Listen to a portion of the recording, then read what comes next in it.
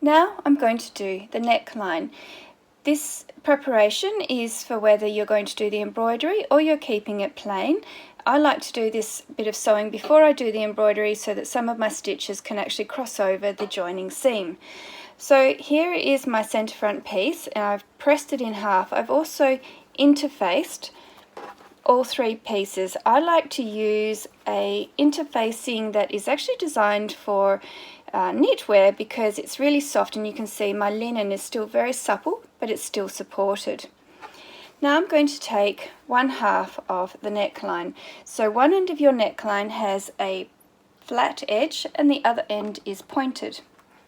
With your flat edge, place your folded centre front on top and then fold that edge over so that all the edges are matching.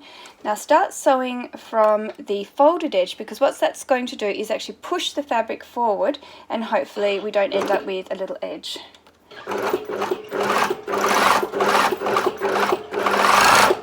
Sewing straight down, back tacking at each end, and snip your threads. Then we just open this out to see how it looks. Beautiful.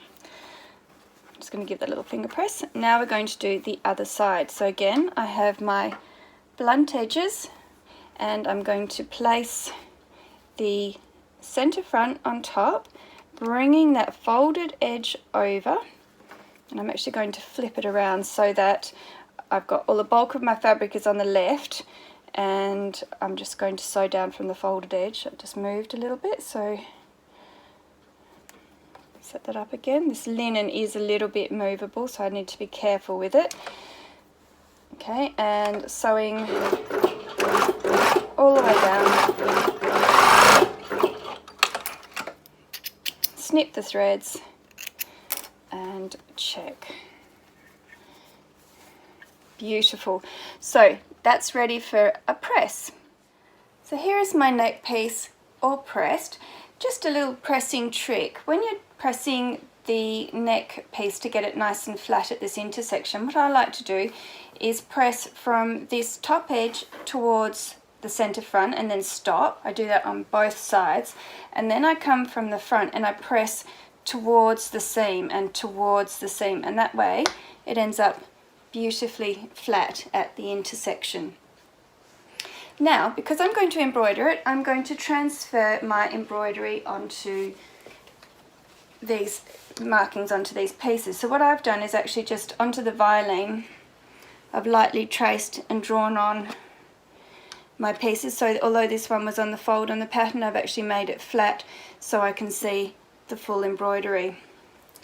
Then what I like to do is draw on the seam allowance so that I don't accidentally go too far. Now I like to use these friction pens, but do make sure that it will erase. So if your pattern is truly zero waste, just do a little bit of a line or two on a selvage piece or a seam allowance piece, and just check that it does in fact come off.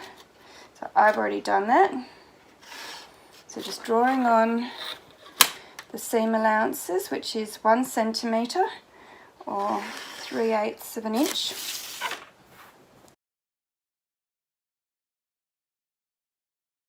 That's drawn on. Now I'm going to start with the centre front. So I just sort of do a sort of fairly rough marking. So I'm going to mark the centre of the flower and the stem. So I'm just put that on top and fold it back like so. Mark a dot, and draw in that stem. So when I do these, I like to actually go into the seam allowance, because that means that when I sew the neck onto the top, it actually is going to be seamless at that point. So I'm just going to do the same with these two side flowers. So marking where the flower is on the stem, like so, and then draw in those curved lines. Then I can draw in the flower. So I like to just do it sort of fairly roughly, because I'm going to fill it in with the stitching and I can refer back to my picture. So I've got a sort of little cone shape there and there, which makes up the sort of base of the flower, and these ones are sort of sideways ones, so I just mark them like that. Then the middle one is a full front facing flower, so I just draw some lines like so to give myself an indication of where to embroider. Because I'm going to fill in all that space, I don't need to do a lot of markings because it's all going to be closed in, and then on those I just kind of do a couple on each side, even though I will ultimately do more. For the side, I take the same process and I'm going to place that on top, and if you want you could just pop a pin in just to stop it shifting. So I'm going to mark the 2 base stems, then the bottom of this flower and the bottom of this flower, like so. And I can see that those are 2 curves, and in fact I should change that for this one, and I take the curve of this one from there. Then I would do the same on the other side because I like to work symmetrically. So popping that on, marking the stem, base of the flower,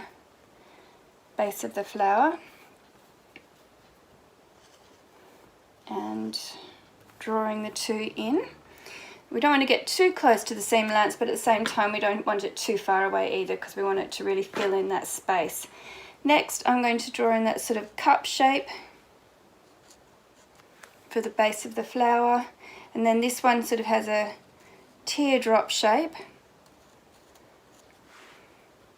This one is a bit bigger than those 2 little ones, so I'm just going to give myself a few more markings.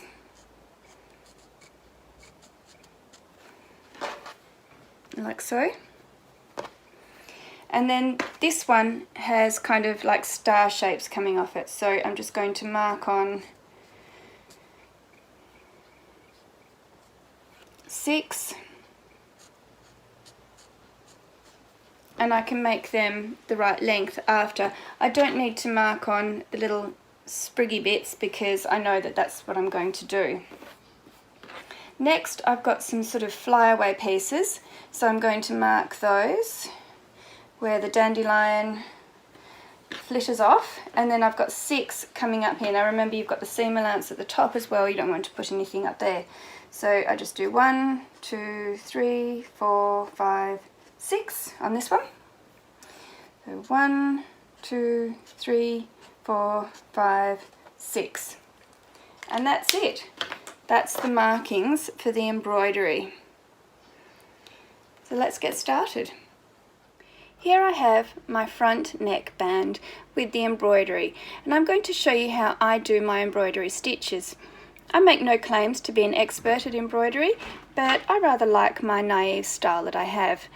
I've chosen 4 colours in the end. I've gone with a darker green for the flyaway bits of the dandelion, a lighter green for the stems of the main flowers, mostly white, and then with this sort of pale peachy pink accent.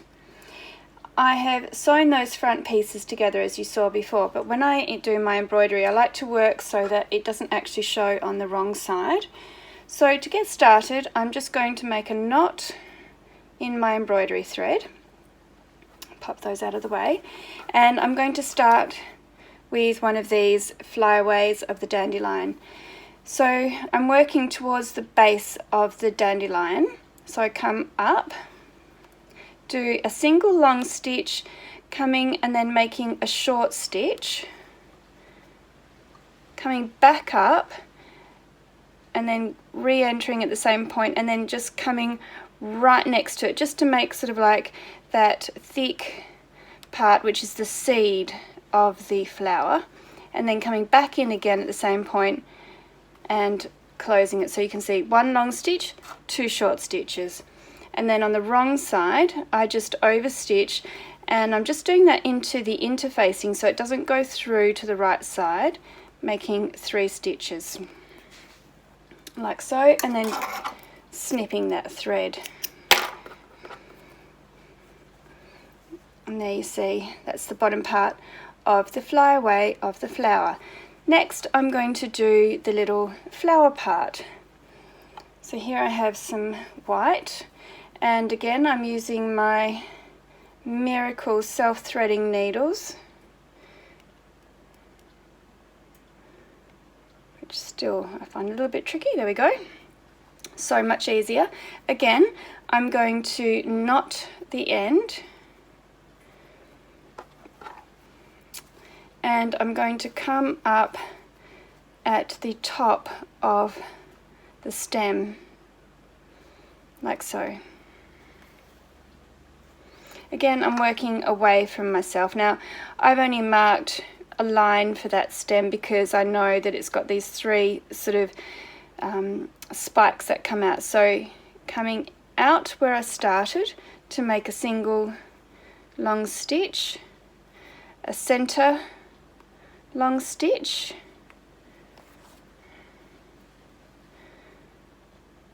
and then the third one going just back through to the wrong side like so, and then I'm just going to overstitch, just catching the interfacing to knot off the thread. And it doesn't matter if that's a bit messy inside because that's not going to show, because that will be sandwiched together. And then we have those sweet little flyaway seeds.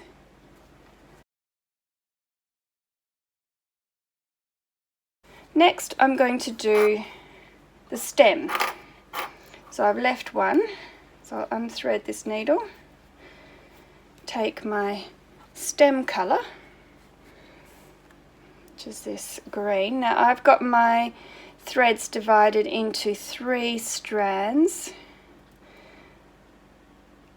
You can do whatever you like. So getting that needle threaded, again making a knot. Now, some of these flowers have like a little top to the stem, whereas the central one is just a single stem.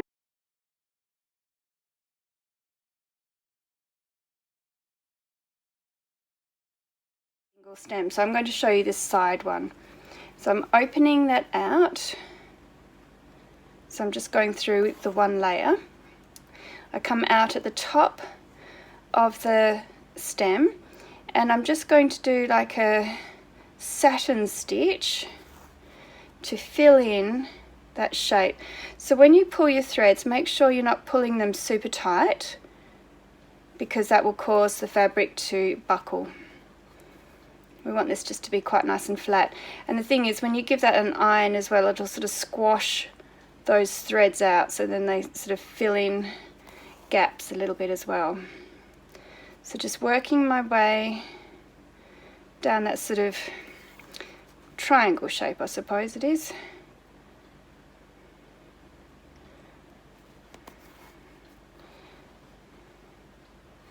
Just do one more. I'm just going to go through to the wrong side and bring that round to face me. Then I'm going to do my stem stitch, which is going to cross over the line that I have drawn on a real diagonal. So I'm going to come up like so, and then making a real diagonal to create that curvature of the stem. So you want to keep these stitches really close to the line that you've drawn, otherwise it'll look a bit chunky and thick. And if you end up with like a little missed gap there, you can actually, instead of sort of doing the next stitch, you can just bring your needle back up and fill in that gap, just sort of maintaining that rhythm of the stitches. See, that just filled it in nicely. Coming down, and I'm going into the seam allowance, so I'll just bring that through so you can see. Into the seam allowance, because then when I actually sew it on, it's going to be a nice, smooth, continuous edge. And then I'm just going to overstitch to secure that thread and snip it off. Now you can see my little stem stitch and satin stitch for the flower. Now we're going to colour in the flower. This really is a lot like drawing or painting with thread, I suppose. So now I'm going back to the white.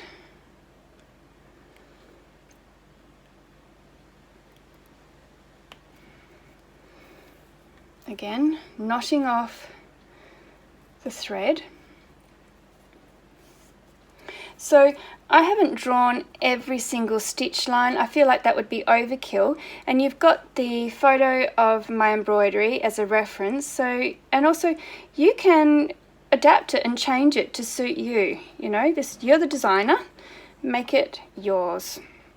So I've got my first stitch, and so I start off by sort of preparing the order of my stitches. So alternating long stitches with shorter stitches to give that sort of really natural feel to the flower. And again, because these are long stitches, you want to make sure that you're not going too tight when you pull them. These side ones are a little bit trickier because they have this seam allowance in the way, so just use your fingers underneath to check. So here you can see I've made the sort of center ones quite short and the side ones quite long to give the appearance of that flower being kind of sideways. And then if you've already done one, you can use that as a reference for how you want it to look. So I'm bringing that through to the wrong side, and I'm just going to overstitch to fill that in and snip that thread. Unthread that needle, and now I'm going to take my sort of peachy pink colour, thread that needle,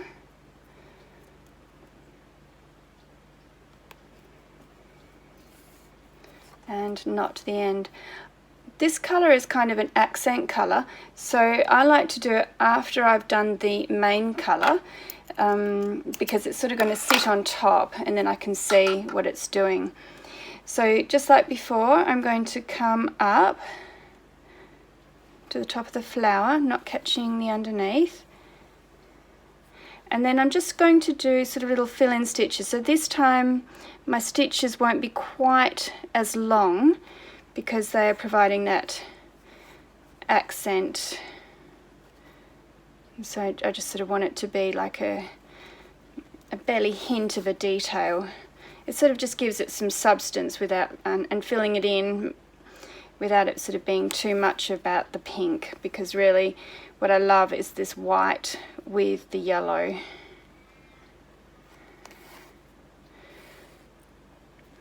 And if you've already done one, you can refer back to that a bit. But remember, they don't have to be the same, because part of naive embroidery is actually the character of having something a little bit quirky. So I'm going to come through to the wrong side and have a look at that. And there we have the two, and I'm happy with that. So I'm going to just knot that off. And you can see actually this is a super fast embroidery, that although it might feel intimidating to actually go ahead and do this, you can really knock this out pretty fast. All the stitches are very simple and don't require heaps of skill. Okay, now to finish off the center flower, so back to my white.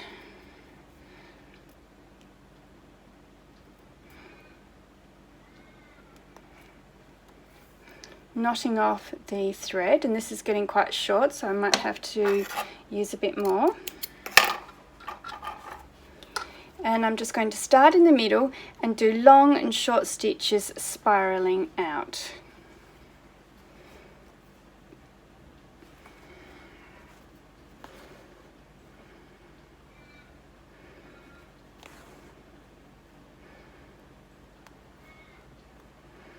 So I start by fanning out in a radial sort of pattern, and then I go back in to fill in those gaps, having sort of mapped out the sort of structure of the flower.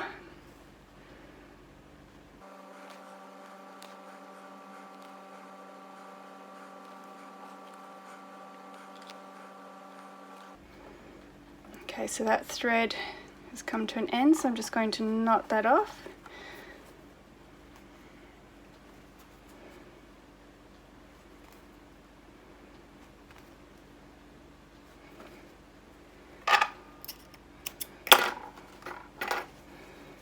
So you can see that's starting to take shape. Now I'm going to fill in with some more white.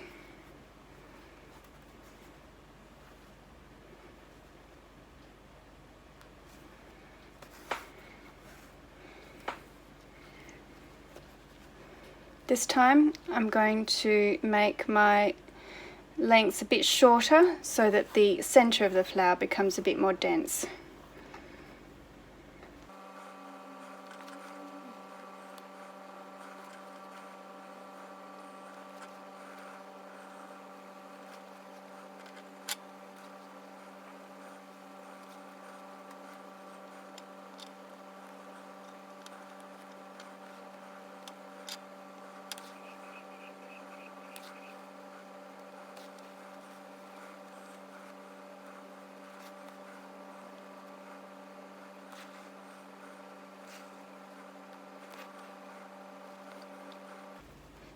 Okay, and I'm really happy with that white portion, so I'm going to tie off the white thread.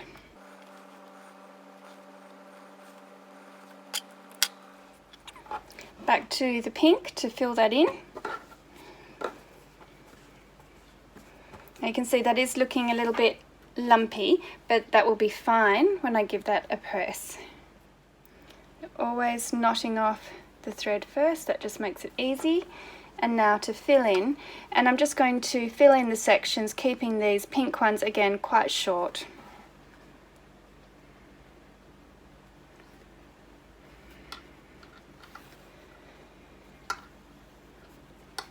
And working my way around in that spiral or fan.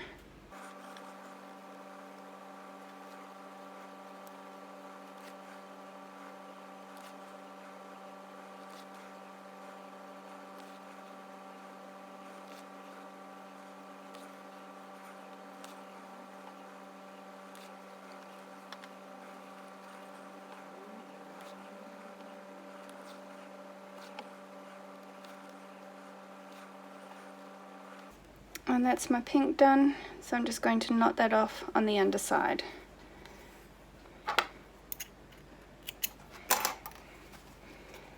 And there's my flower.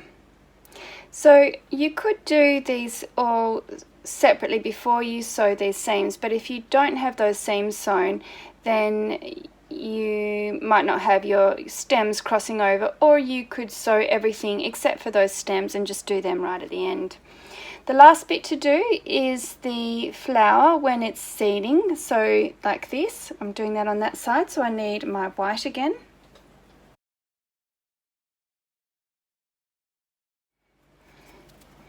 As always, knot off your thread. And I'm just going to start from this side and work my way around. So opening out that neck. So I come down and do a long stitch, and then to the left I do a short little one. Pull that, and then where I came out I go back in and do another little short stitch and come back in again and do another little short stitch, this time to the right. And then I come back in again where I started and bring the needle back out at the base of the flower. Now if I just give that a little pull, you can see it forms those three little dashes at the end of that flower stem. So I'm going to work my way around, and I'm going to do 6 of those. So always I do my long stitch, and then a short one to the left, a short one to the center, and a short one to the right.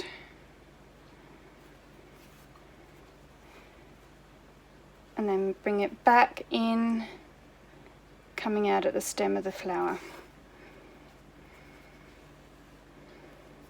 And I make these different lengths so that, again, it has that kind of naive, organic feel. And it doesn't matter if I sort of move the position a bit, you know, I make them sit where they look nicer, not necessarily where I've drawn a line, because for whatever reason my stitching might vary a little bit, and that's okay, because I know that the drawn lines will just disappear when I iron it.